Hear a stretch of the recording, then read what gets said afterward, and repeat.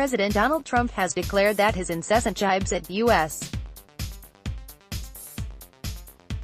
allies to spend more on defense has made NATO Secretary General Jens Stoltenberg Trump's biggest fan, while Russia must regret ever liking the ex-Apprentice host. Speaking at a rally ahead of his trip to Europe later this month, during which he will visit both the NATO headquarters in Belgium and meet Russian President Vladimir Putin in Finland, Trump gave another glimpse into his thoughts on the U.S. relationship with its top allies.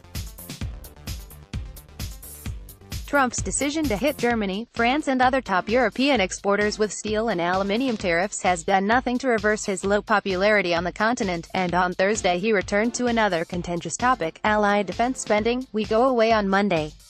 I'll see lots of people. I'll see NATO and I'm going to tell NATO, you gotta start paying your bills. The United States is not going to take care of everything," Trump told his supporters in Montana, broadcast live on C-SPAN. "We're paying on anywhere between 70 and 90% to protect Europe and that's fine. Of course, they kill us on trade." Trump once again claimed the U.S. had a trade deficit of $151 billion with the European Union, a figure that is around $50 billion greater than his own administration's statistics, which include services as well as goods. European Commission head, Jean-Claude Juncker, argued the figure is largely inaccurate as it neglects to include services and U.S.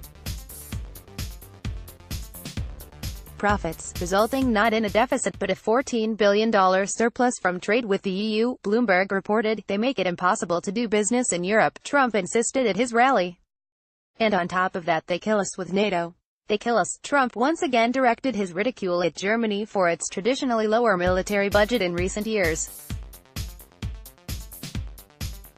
Since reunification in 1989, Berlin has shown an aversion to instigating a military build-up and participating in overseas conflicts. He recounted an unspecified exchange with German Chancellor Angela Merkel on the issue. "I said, you know, Angela, I can't guarantee it, but we're protecting you and it means a lot more to you than protecting us cause I don't know how much protection we by protecting you." Trump said, "By the way, I have to say this, since I came, which is a year and a half, almost $33 billion more is projected to be paid by those NATO nations, but it's not enough." Do they ever tell you that? No. No, but I will tell you the Secretary General, Jens Stoltenberg, is Trump's biggest fan, Trump insisted, arguing NATO spending had gone, just like a rocket ship, since he entered office. NATO allies are indeed collectively spending more on defense, however the plan to do so precedes Trump's presidency. After Russia's annexation of Crimea in 2014, all NATO allies pledged to end cuts to their respective defense budgets and move toward spending 2% of their GDP on defense by 2024, a NATO official told Newsweek that since 2014, all allies have stopped defense cuts and started to increase their defense budgets while most have a plan in place to meet the 2% target by 2024.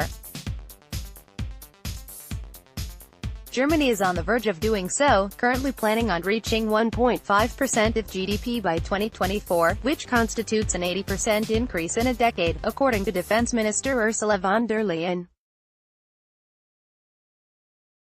During Stoltenberg's visit to Washington in May, he and Trump exchanged pleasantries as Stoltenberg said Trump had made a real impact, while Trump thanked the former Norwegian Prime Minister for doing a tremendous job at NATO. The conversation made no mention of rocket ships.